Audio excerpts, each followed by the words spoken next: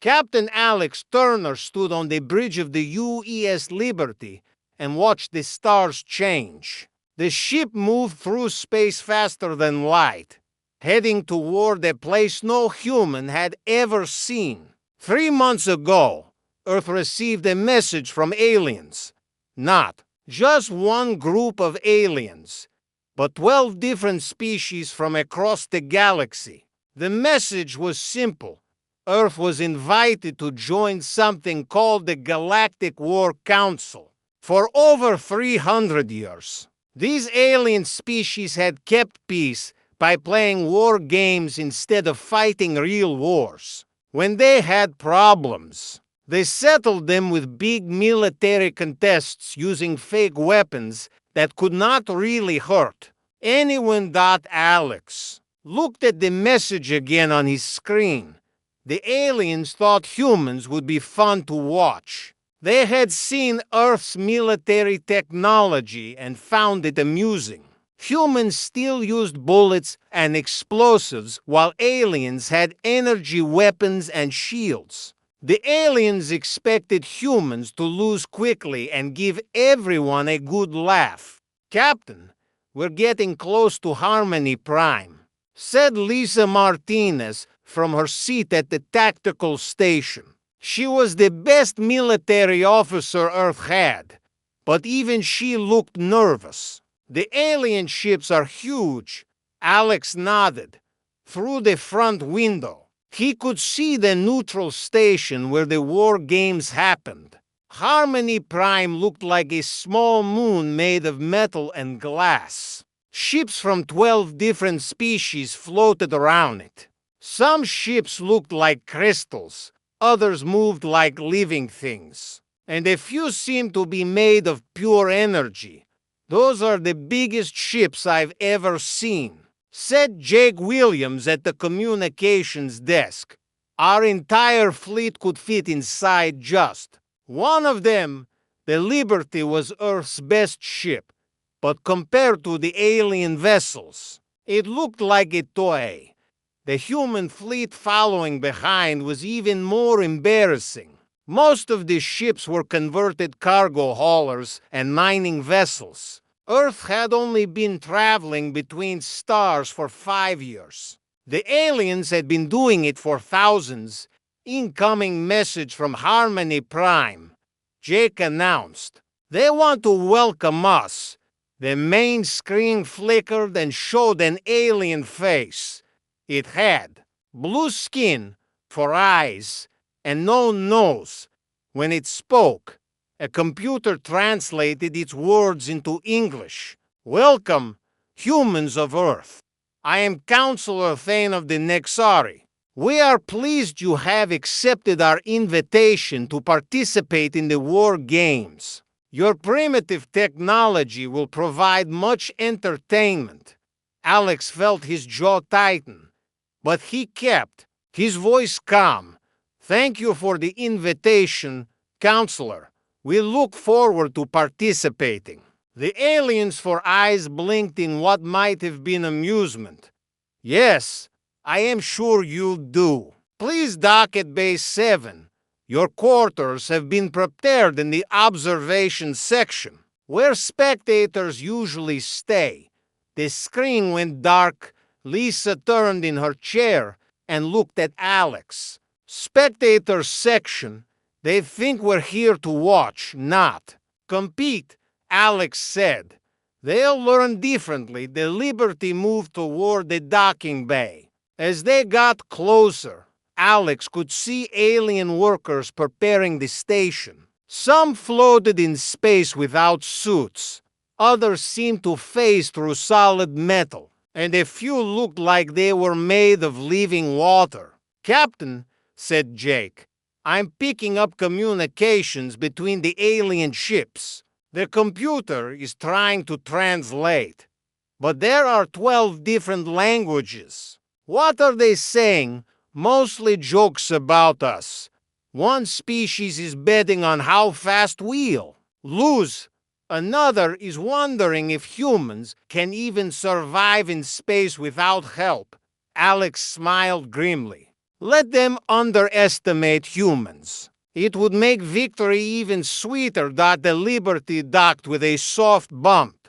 Alex gathered his team in the airlock, besides Lisa and Jake. He had brought 12 other officers representing Earth's best military minds. Admiral Vera Knox was among them, a woman who had never lost a war game on Earth. Remember, Alex told his team, "We're here to learn as much as to compete. Watch everything. These aliens have been fighting for centuries, but they've never fought humans." The airlock opened onto a corridor filled with wonders. The walls seemed to be alive, shifting colors and patterns. Gravity felt different, lighter somehow.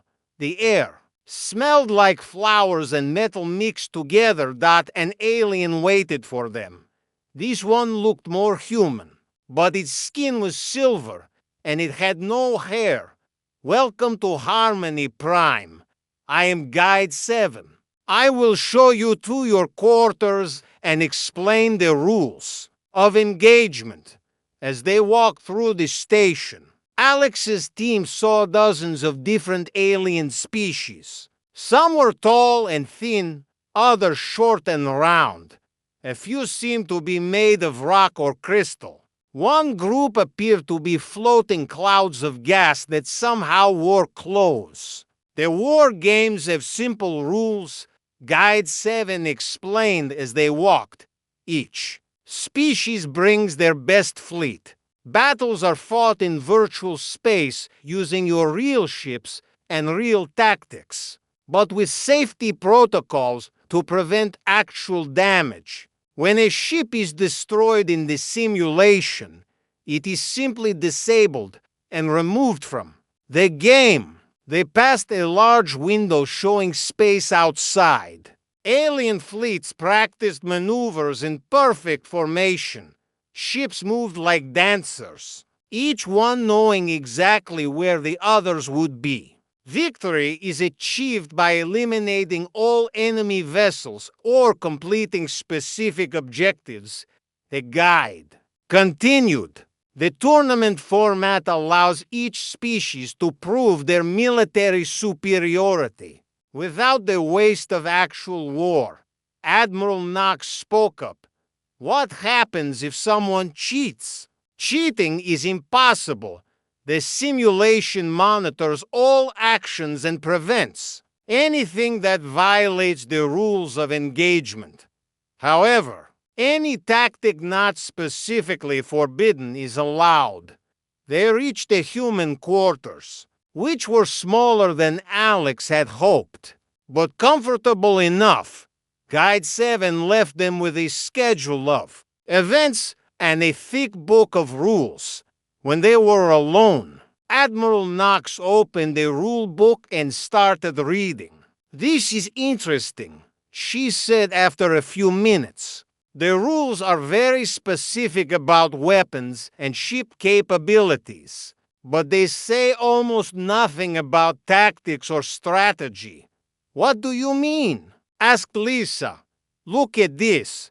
Knox pointed to a page. It lists what kinds of energy weapons are allowed, what shield strengths are permitted, even how fast ships can move. But there's nothing here about formation flying, nothing about boarding actions, nothing about using your environment. Alex looked over her shoulder at the book. "They've been playing these games for 300 years. I bet they have gentlemen's agreements about how things should be done." "Gentlemen's agreements aren't rules," Knox said with a smile, "if it's not in this book. It's fair game." Jake was monitoring alien communications from his portable equipment. "Captain, you should hear this. The aliens are taking bets on how long we'll last. Most think we'll be eliminated in the first round within 10 minutes. 10 minutes? Lisa laughed. "That's insulting." "No," said Alex. "That's an opportunity. They're not taking us seriously, which means they won't be ready for what we can do. Admiral Knox closed the rule book and looked at the team. I've read enough. These aliens fight by the book, literally. They have rules for everything, procedures, for every situation, and they've been following the same patterns for centuries. And that's bad for them because? Jake asked. Because humans don't fight by anyone's book but our own, Alex said. And sometimes we throw that book away too. The next morning would begin the opening ceremonies. 12 alien species would show off their military might, demonstrate their advanced technology, and welcome the primitive humans to their sophisticated war games. None of them suspected that they were about to learn why humans had conquered their own world not through superior technology, but through superior stubbornness, creativity, and a complete willingness to break every rule that got in their way. The Galactic War Council had invited humans once, expecting entertainment. They were about to discover that humans never did anything the way others expected. The opening ceremony took place in the largest arena Alex had ever seen. Thousands of aliens filled the floating seats that surrounded a massive holographic display, showing space outside the station. Each species had their own section, and the humans sat in a small area marked New Participants. Alex looked around at the alien faces watching them. Some seemed curious, others amused, but most looked bored. To them, humans were just another primitive species that would provide a few minutes of entertainment before being eliminated. Ladies, gentlemen, and honored beings, announced a voice that came from everywhere at once. Welcome to the 847th Galactic War Games. Today, we welcome a new species to our ancient tradition. The humans of Earth will demonstrate their military capabilities before joining tomorrow's tournament. The arena's lights dimmed and the holographic display showed space outside. The first demonstration began with the Nexari, the blue-skinned aliens with 4 eyes. Their ships moved in perfect geometric patterns, firing beams of pure energy that could slice through asteroids. The crowd applauded politely. Next came the Collective, a species that shared one mind across thousands of bodies. Their black ships moved like a school of fish, turning and diving in perfect unison. When they fired their weapons, every shot hit exactly where it was supposed to. More polite applause. The Zephyrians were made of living crystal, and their ships looked like floating diamonds when they demonstrated their abilities. The ships actually grew new parts during the battle, adapting to any threat in real time. The crowd seemed more interested in this display. Each species showed off their best tricks. The Tidal Lords had ships that looked alive and could change shape. The ethereal fleet moved through space like ghosts, appearing and disappearing at will. The Vorthen Empire brought ships the size of cities that could destroy planets.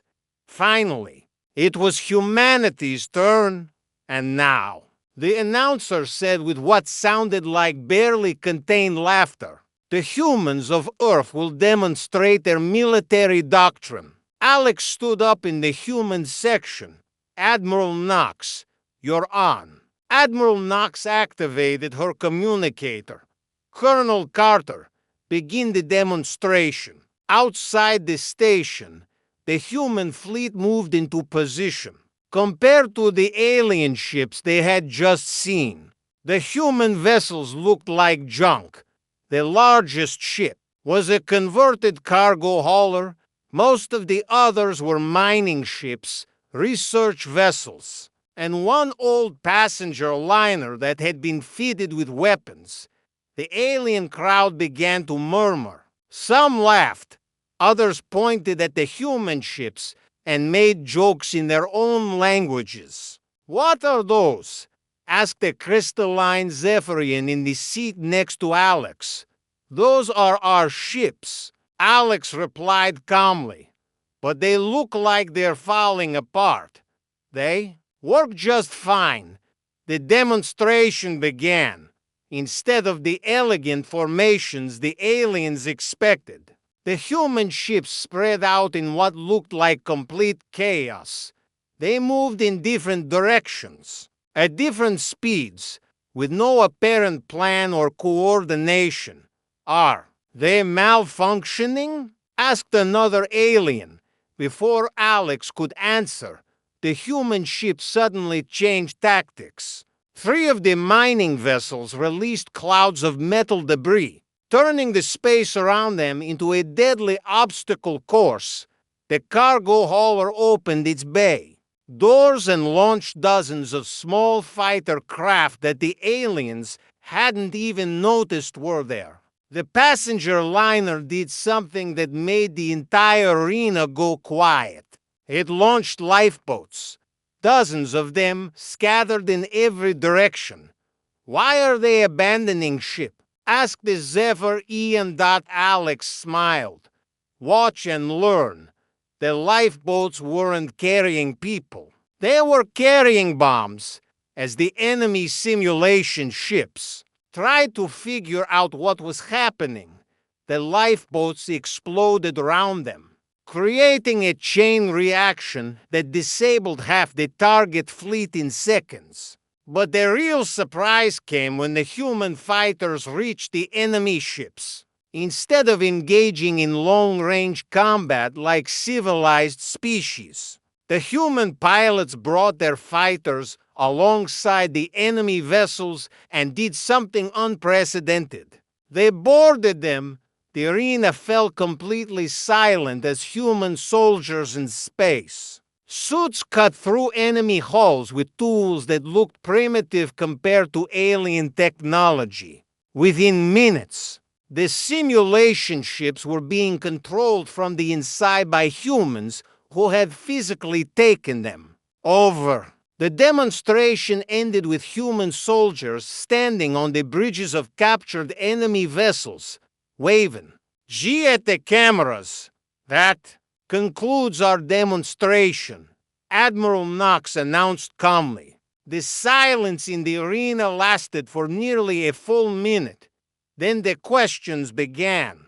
"How did they coordinate without neural links?" asked a member of the collective. "Why did they use physical boarding when energy weapons are more efficient?" demanded a Nexari counselor. "What tactical doctrine were they following?" wanted to know an ethereal commander. Alex stood up to address the arena. "We call it human doctrine. We make it up as we go along." The alien crowd erupted in confused chatter. Species that had been following the same tactical manuals for centuries couldn't understand an army that had no manual at all. That evening, Dr. Rachel Foster sat in the human quarters analyzing recordings of alien reactions to their demonstration. As the team's expert on alien psychology, she was supposed to figure out how their opponents thought. "This is fascinating," she told Alex as he reviewed tomorrow's tournament schedule. "Every single alien species follows predictable patterns. The Nexari always use mathematical formations. The collective moves like a single organism. The Zephyrians adapt to threats, but only in predetermined ways. And that helps us how?" asked Lisa Martinez. "Because they can't predict what we'll do if we don't follow any patterns," Rachel explained. "Look at these recordings when our lifeboats started exploding. The enemy simulation couldn't calculate a proper response because boarding attacks aren't in their tactical databases. Jake Williams looked up from his communication equipment. I've been monitoring alien chatter all day. They're trying to figure out our strategy by studying Earth's military history. What did they find? Alex asked. That's the problem. They found too much. Humans have used every possible military tactic at some point. Cavalry charges, submarine warfare, air strikes, guerrilla fighting, siege warfare, naval battles, tank combat, space fighting. We've done it all. So they can't predict which approach we'll use. Admiral Knox realized. Exactly. Every other species specialized. They found one way of fighting that worked and stuck with it for thousands of years. Humans tried everything and kept what worked. Alex looked at his team. Tomorrow they would face their first real opponent in the tournament. According to the schedule, humanity would fight the collective, the species that shared one mind and moved in perfect coordination. Admiral, what's our strategy for tomorrow? Knox smiled. I was thinking we'd try a little bit of everything. Keep them guessing. What if they adapt to our tactics? Then we'll adapt faster. Humans have one advantage these aliens don't understand yet, which is we're really good at breaking our own rules. Late at night, Alex couldn't sleep. He walked to the observation deck and looked out at the alien fleets preparing for tomorrow's battles. Each fleet was beautiful in its own way, elegant and sophisticated after centuries of refinement. The human fleet looked like a collection of space junk by comparison. But Alex remembered something his grandfather had told him about Earth's old wars.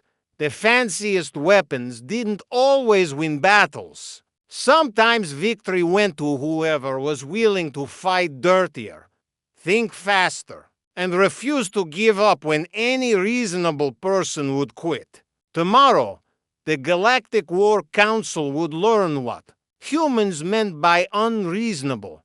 The collective had never lost a battle in the war games. Their perfect coordination and shared consciousness made them nearly invincible against conventional tactics. But humans had never been accused of being conventional. Alex went back to his quarters and tried to sleep.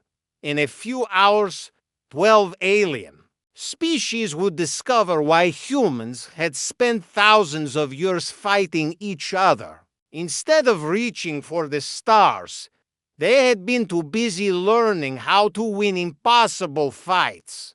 The tournament began at dawn, station time.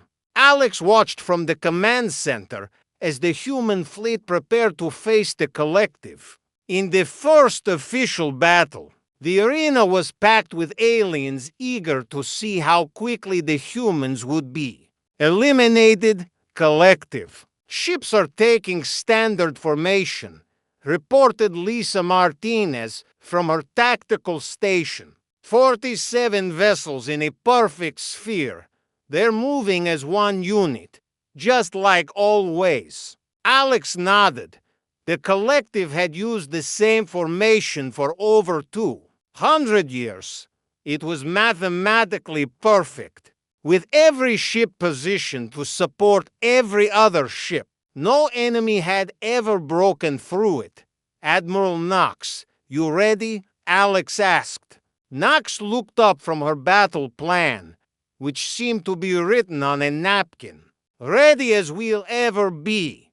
Remember, the key is to make them think instead of just react. The official announcement echoed through the station. First round, humans versus the collective. Battle begins in 60 seconds. Outside, the human fleet was already in motion, but not in any formation the aliens recognized. The ships moved in 7 different groups, each group following completely different tactics. Some ships stayed close together, others spread far apart, and a few seemed to be flying in random directions. "What are they doing?" asked Counselor Echo of the collective, watching from the observation deck. "There's no pattern to their movement. Perhaps their communication systems are malfunctioning," suggested Counselor Thane of the Nexari. "Battle begins now," announced the arena. The collective fleet moved forward in their perfect sphere, exactly as they had done in hundreds of previous battles. Their shared consciousness allowed them to coordinate perfectly, with each ship knowing instantly what every other ship was doing. But the human fleet did something the collective had never encountered. Instead of engaging the sphere directly, the 7 human groups attacked from 7 different directions, using 7 completely different tactics. Group 1, led by converted cargo ships, released clouds of metal debris that interfered with collective sensors. Group 2 used mining charges as improvised missiles. Group 3 launched boarding pods, while Group 4 provided covering fire with weapons that seemed to break down and malfunction at random intervals.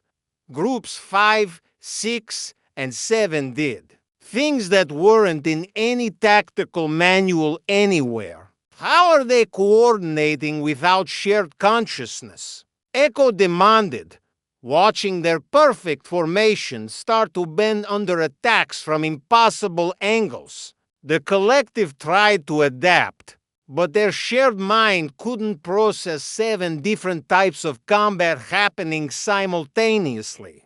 When they moved to counter the boarding pods, the debris clouds blinded them.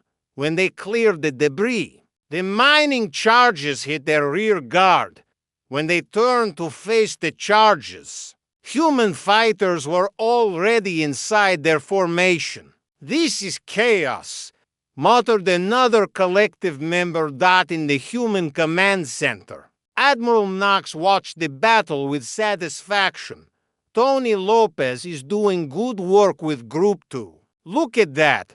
Lieutenant Commander Tony Lopez had taken his squadron of converted mining ships and was using them in ways their original designers never intended.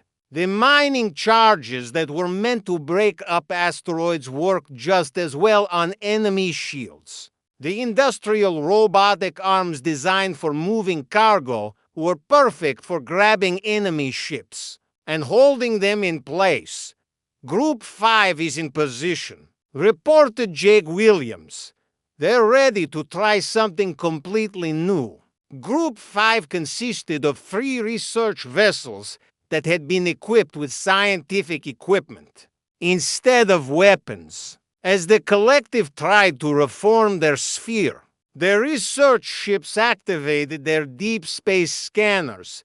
The scanners weren't weapons, but when focused on enemy ships, they created electromagnetic interference that confused collective navigation systems. Ships that relied on perfect coordination suddenly couldn't tell where they were supposed to be. "They're using scientific equipment as weapons," observed Dr. Foster, monitoring alien communications. "The collective has no defense protocols for that because it never occurred to anyone to use a star scanner as a tactical device." The battle reached its turning point when Group 7 executed what Admiral Knox called the crazy plan. 3 human ships that had been flying in apparently random patterns suddenly revealed their true purpose. They had been herding the collective fleet into position. When the collective ships moved to avoid the debris clouds, the mining charges, the boarding pods, and the scanner interference, They found themselves exactly where the humans wanted them, concentrated in a tight formation with nowhere to run. That's when the converted passenger liner, the largest ship in the human fleet, did something that made the entire arena gasp.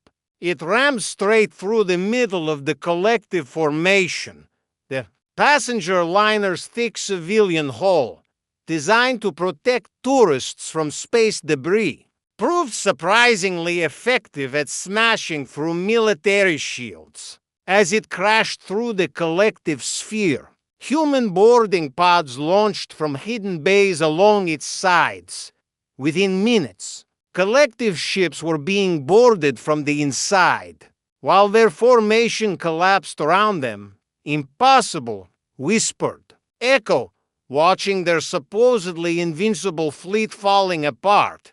"How are they doing this?" The answer came from an unlikely source. Guide 7, the alien who had welcomed the humans, was monitoring the battle from the control room. "They're not following any established tactical doctrine," he reported. "Each group is operating independently, but somehow they're all working toward the same goal." "How can they coordinate without coordination?" demanded Counselor Fane. "Perhaps," said Guide 7 slowly, "they have a different kind of coordination, one based on understanding rather than direct control." The battle ended when the last collective ship was either disabled or captured by human boarders. The arena fell silent as the results appeared on the main display. Victory, humans. Time elapsed 18 minutes 43 seconds. The silence lasted for nearly 2 minutes before the alien crowd exploded into confused chatter. The collective had never lost a battle in the war games. Their perfect coordination and shared consciousness made them theoretically unbeatable, but humans had just beaten them using ships held together with spare parts and tactics. That seemed to change every few minutes. How? Was the question echoing through 12 different languages across the arena. Alex stood up in the human section to address the crowd. "We call it thinking outside the box. You should try it sometime." That evening, the Galactic Council called an emergency session. Representatives from all 12 species gathered in the council chamber, their faces showing various expressions of confusion, concern, and in some cases, fear. "The human victory was clearly a fluke," declared Counselor Fane. "Their tactics were chaotic and unprofessional. They violated the spirit of civilized warfare, but not the rules," pointed out Counselor Zara of the Ethereal Fleet. "I've reviewed the battle recordings. Every human action was technically legal under tournament regulations." "Legal, perhaps, but their behavior was mentally unstable," insisted Echo. "No rational species attacks from 7 directions simultaneously using tactics that contradict each other." Dr. Foster had been invited to observe the council session. She stood up to address the assembly. "If I may speak as a xenobiologist, I think you're misunderstanding what you saw today." "Explain," demanded Thane. "You saw chaos because you expected order, but human tactics weren't chaotic. They were adaptive. Each group responded to the situation as it developed, changing their approach based on what worked and what didn't. That's impossible without shared consciousness," stated Echo flatly. "For your species, yes, but humans develop differently. We learn to coordinate through communication and trust instead of direct mental links. This gives us flexibility you don't have." The council chamber erupted in arguments as species debated whether human tactics were brilliant or insane. Some demanded that humans be disqualified for unsportsmanlike conduct. Others wanted to study human coordination methods. Back in the human quarters, Alex's team was preparing for their next battle. Tomorrow they would face the Zephyrians, a species made of living crystal that could adapt their ships in real time to counter any threat. "They'll be ready for us this time," warned Lisa Martinez. "The Zephyrians have already started analyzing our battle with the collective." "Good," said Admiral Knox, sketching new plans on another napkin. "Let them analyze. By the time they figure out what we did today, we'll be doing something completely different tomorrow." "What's the plan?" asked Jake Williams. Knox smiled. "I was thinking we'd try being unpredictable in a predictable way. Or maybe predictably unpredictable. Haven't decided yet." Alex looked at his team of humans, cargo ship captains, mining engineers, research scientists, and career military officers who had never worked together before today. Somehow, they had defeated a species that had been perfecting warfare for centuries. "Admiral, can I ask you something?" "Shoot." "How did you know it would work?" "The whole 7-group strategy." Knox thought for a moment. "I didn't know. That's the point. When you don't know what you're going to do, your enemy can't predict it either." Outside the station, alien fleets were frantically revising their tactical manuals, trying to account for an enemy that didn't seem to have any tactics at all. They didn't understand yet that this was exactly the point. Humans had spent thousands of years fighting enemies who were stronger. 3 days into the tournament, the human quarters had become the most visited place on Harmony Prime. Alien representatives arrived early, all asking the same question: "How do you do it?" Alex found the attention amusing but exhausting. Every species wanted to understand human tactics, but none of them seemed to grasp the basic concept that humans didn't really have fixed tactics at all. "Captain," said Jake Williams, looking up from his communication station, "we've got another delegation requesting a meeting. This time it's the Vorthan Empire." Alex raised an eyebrow. The Vorthans were the oldest and most traditional species in the galaxy. They had never lost a war game in over 200 years and considered themselves the masters of military science. "What do they want?" "They're offering to share their tactical databases with us in exchange for observing our planning sessions." Admiral Knox laughed from across the room where she was drawing diagrams on a stack of napkins. "Tell them we don't have planning sessions." "They won't believe that," Jake replied. "Then tell them the truth. Our planning session is me drawing pictures on napkins while everyone argues about which crazy idea might work." By now, the human fleet had evolved far beyond what anyone expected. After defeating the collective, they had faced the Zephyrians and won by doing something even more unexpected than their first victory. They had surrendered. Not really, of course, but Captain Kelly Brooks had led her squadron of civilian vessels into battle flying white flags and broadcasting surrender messages.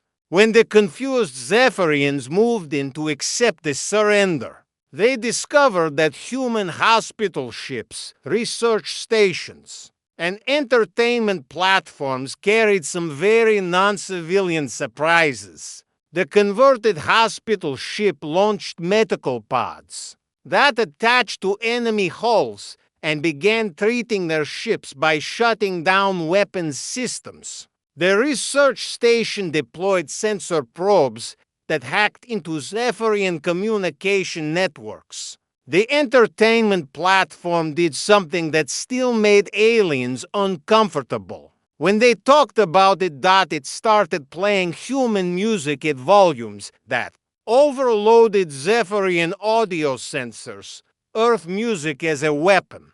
Dr. Foster had explained to the confused council afterward. We never thought of that either until Captain Brooks suggested it 5 minutes before the battle. Now the humans were preparing for the semifinals against the Vorthan Empire, and Alex could tell his team was getting nervous. The Vorthans brought geometric formations that had been tested in actual combat for millennia. Their energy cascades could destroy entire fleets, and their tactical precision was legendary. They're not like the other species, warned Dr. Foster.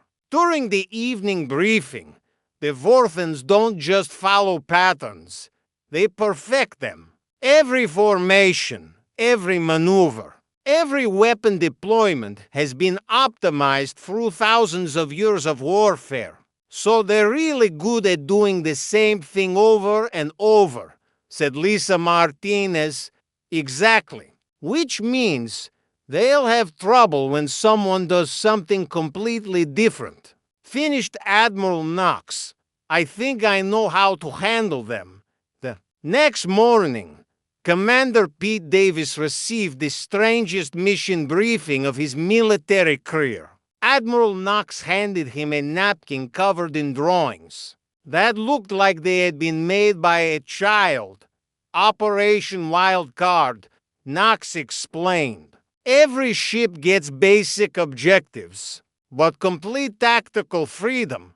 No coordination, no formation flying, no predetermined plans. What if we accidentally attack each other? Try not to do that. What if someone comes up with a really stupid idea? Try it anyway. Sometimes stupid ideas work better than smart ones. Pete looked at the napkin again. Admiral, this isn't a battle plan. This is organized chaos. Exactly. The battle began with the Vorthan Empire displaying why they had never lost a war game. Their geometric formations moved across space like a mathematical equation come to life. Energy cascades flowed between their ships in patterns so perfect. They were beautiful to watch. The human fleet responded by doing what Admiral Knox called tactical improvisation. Pete's converted destroyer, the UES Defiant, had been damaged in the previous battle and was barely holding together. Instead of retiring from combat, Pete decided to use the damage as a weapon. He shut down life support, rerouted all power to engines, and turned his crippled ship into a guided missile aimed at the heart of the Vorthan formation. Captain Brooks took her hospital ship and did something that violated every rule of space combat. She opened all her airlocks and began venting atmosphere, using the escaping air as a propulsion system to perform maneuvers that should have been impossible. For a ship that size, Lieutenant Commander Lopez figured out that his mining ship's industrial. Robotic arms could be used to grab enemy vessels and spin them around, disrupting their perfect formations and making them easy targets for other human ships. But the most creative solution came from Captain Nancy Reed in the converted passenger liner. When her weapon systems malfunctioned during the battle, she discovered that her ship's waste recycling system could be rerouted through the hull vents. No one expected biochemical warfare in a space battle, especially not wastewater fired at High pressure from civilian recycling systems. What are they doing? Demanded Vorthen Commander Prime, watching his perfect formations fall apart as human ships attacked from every impossible angle. His tactical computer couldn't process what it was seeing. The database contained every known military maneuver developed over the past 5,000 years. But nothing in its memory banks covered attacking enemy ships with industrial equipment, using damaged vessels as weapons, or deploying waste management systems in combat. They appear to be improvising, reported his tactical officer. Improvising what? Everything, sir. Each ship is following different tactical protocols, but somehow they're all supporting each other.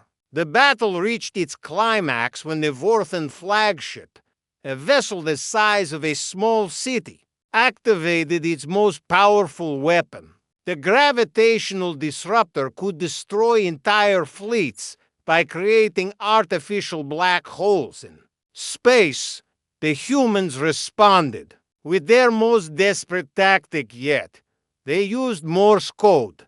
Jake Williams, monitoring communications from the Liberty, noticed that several human ships had lost their normal communication systems. Instead of withdrawing from combat, they began flashing their running lights in patterns. They're using Morse code, Jake announced with amazement. Ships are coordinating attacks through light signals, the ancient Earth communication system, developed centuries before spaceflight, proved surprisingly effective in space combat. While the Vorthens tried to jam human communications, the Morse code signals were too simple and primitive to block.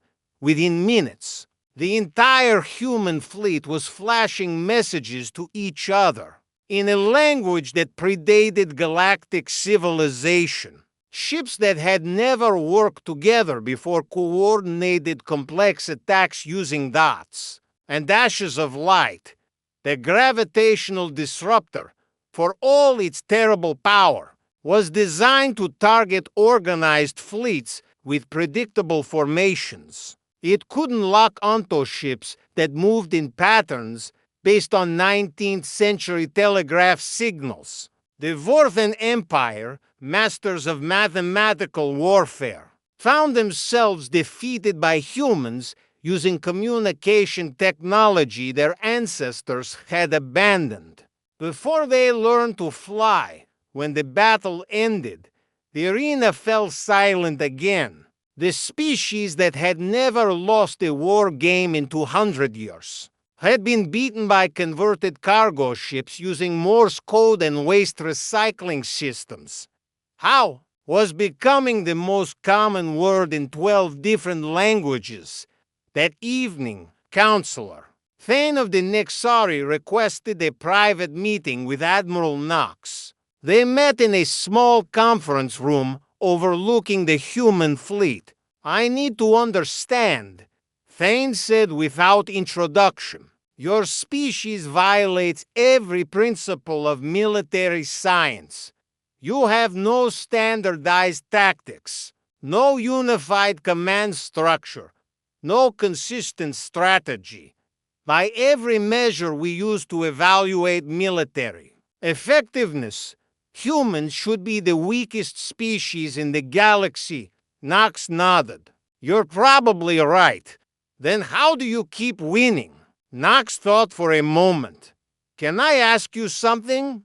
How long have the Nexari been using the same basic tactical formations? Our current doctrines were perfected over 3,000 years ago. They are mathematically optimal for all combat scenarios. And in those 3,000 years, how many times have you changed them? Changed them? Why would we change something that is already perfect?" Knox smiled. "That's your problem right there. You think there is such a thing as a perfect solution. Humans learned a long time ago that the perfect solution to today's problem might be completely wrong for tomorrow's problem. But how do you coordinate without fixed doctrines? We don't coordinate the way you think of coordination. We communicate, we trust each other, and we adapt to whatever happens. Every human ship captain knows the mission, but they also know they might have to throw the plan away and make up something new. Thane stared at her with all four eyes. That sounds terrifying. It is sometimes. But it also means we're never really beaten until we're all dead. Because there's always the chance someone will think of something nobody expected, including you, especially us. The next day would bring the finals, and humanity would face something unprecedented. Instead of fighting one species, they would battle an alliance of all remaining species working together. The galaxy had never seen anything like it before. 12 species that had been rivals for centuries were uniting for one P. The finals began with something that had never happened in the history of the Galactic War games. Instead of facing one opponent, humanity confronted an alliance of 11 alien species working together. Ships from across the galaxy formed the largest fleet ever assembled for the tournament. Alex stood on the bridge of the Liberty and watched the enemy formation through the main viewer. The combined alien fleet stretched as far as sensors could detect. Nexari geometric patterns merged with collective coordination algorithms. Zephyrian crystal ships supported Vorthan energy cascades while ethereal fleet vessels phased in and out of reality. "How many ships are we looking at?" asked Lisa Martinez. Jake Williams checked his sensors twice before answering. "Over 800 vessels, everything from fighters to dreadnoughts. They've got enough firepower to sterilize entire star systems, and we have 43 ships, half of which are held together with spare parts and good intentions." Admiral Knox entered, the bridge carrying her usual napkin covered in incomprehensible drawings. "Everyone ready for the biggest upset in galactic history?" "What's the plan, Admiral?" Alex asked. Knox held up the napkin. Instead of tactical diagrams, it showed what looked like fireworks exploding in random directions. That's not a plan. That's chaos. Exactly.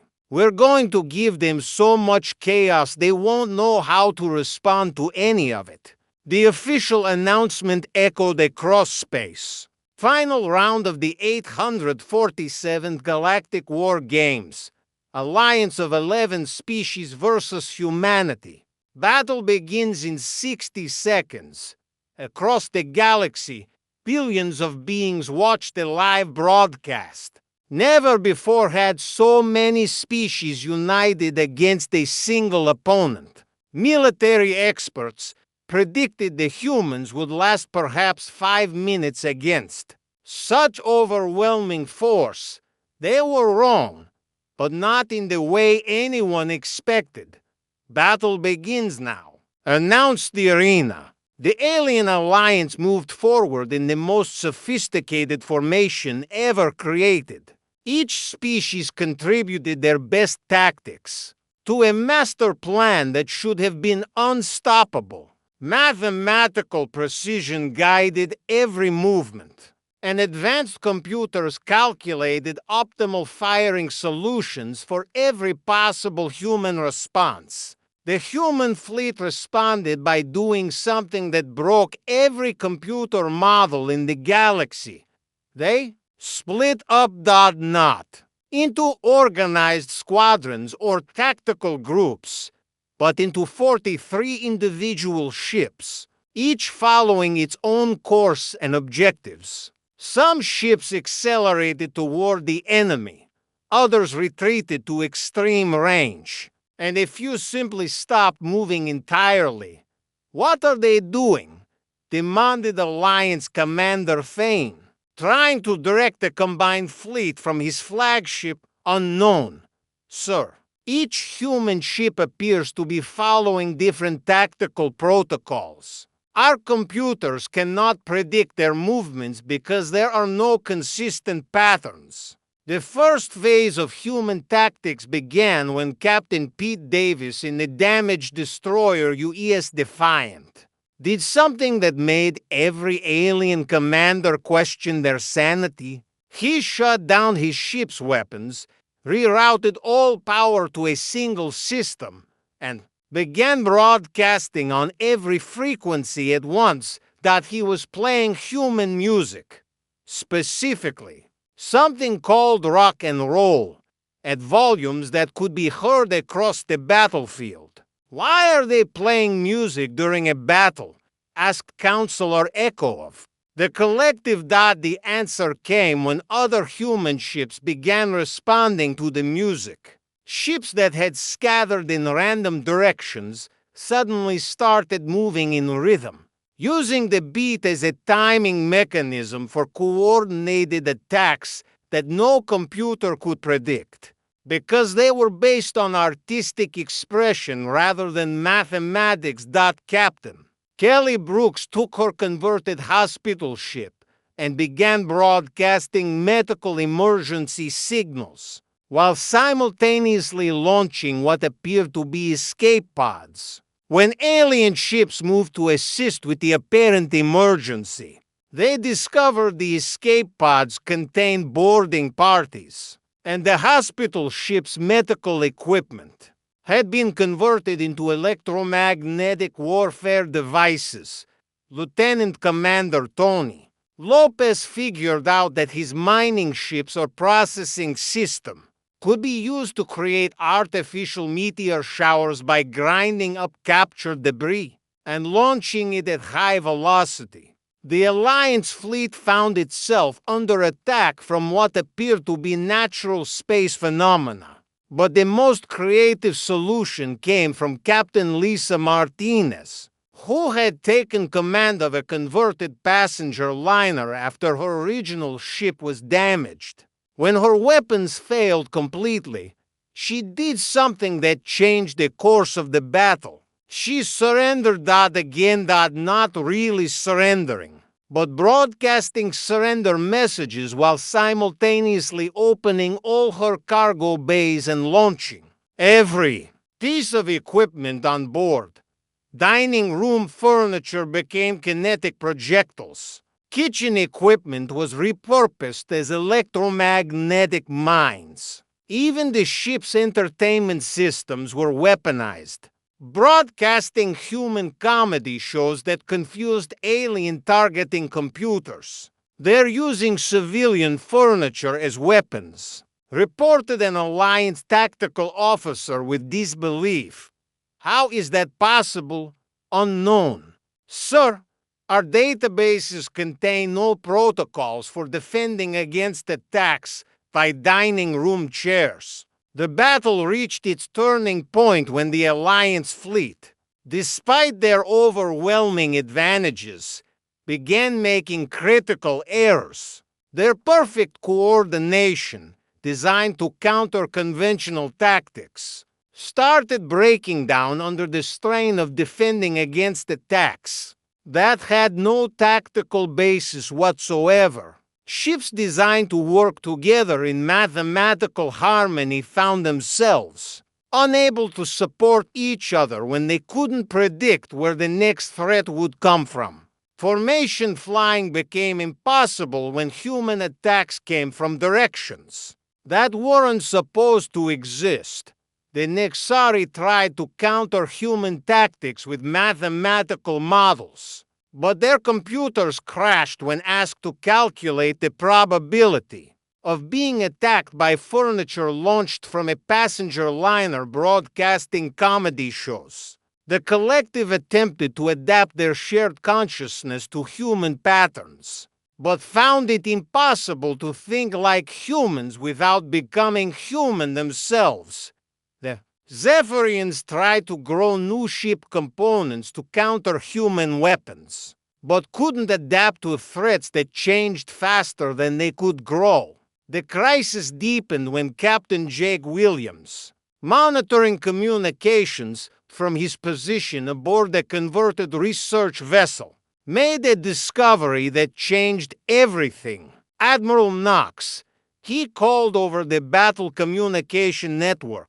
"I'm picking up something strange from the alien fleet."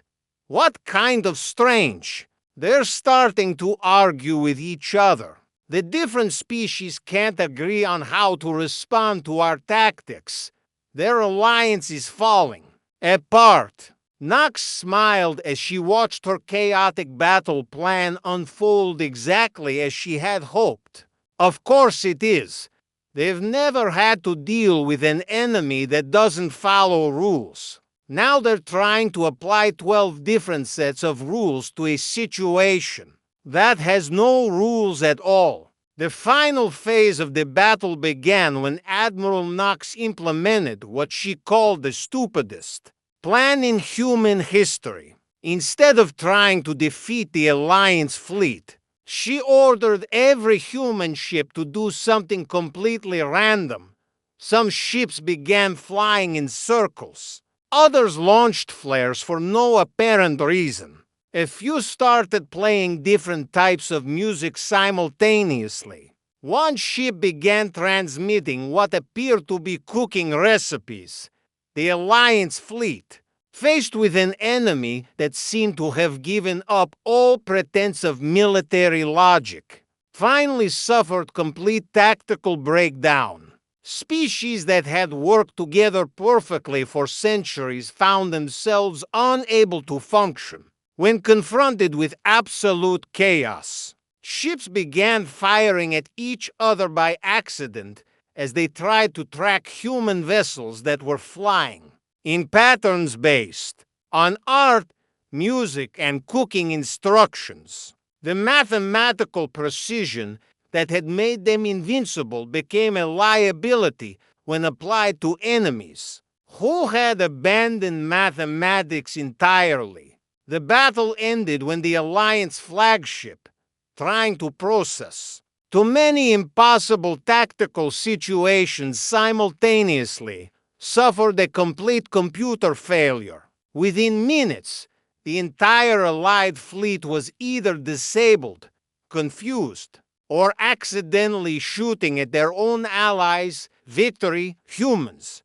Time elapsed 2 hours, 17 minutes, 38 seconds. The arena fell silent for the longest time in the history of the war games. Then, slowly, the alien crowd began to applaud, not because they understood what had happened, but because they finally realized they had witnessed something completely new in the galaxy. A species that could win battles not through superior technology or perfect tactics, but through the simple willingness to break every rule and make up new ones. The closing ceremony was unlike any in galactic history. Instead of the usual formal presentations, it turned into a celebration of chaos. Alien species that had never spoken to each other began comparing notes on human tactics, trying to understand how a species could coordinate without coordination, plan without plans, and win battles by refusing to fight them properly. "Ladies, gentlemen, and honored beings," announced the arena voice. "For the first time in galactic history, we have a new champion species. Humanity has won the 847th Galactic War Games through tactics that will be studied for centuries to come." Alex stood up in the human section to address the crowd. "Thank you for inviting us to your war games. We had fun. What will you do now?" asked Counselor Thane. "Go home, I guess." Maybe invite you all to Earth sometime for a rematch. A rematch, Alex smiled. Sure, next time we'll try to be even more unpredictable. The alien crowd erupted in nervous laughter. The idea of humans becoming more chaotic than they already were was both fascinating and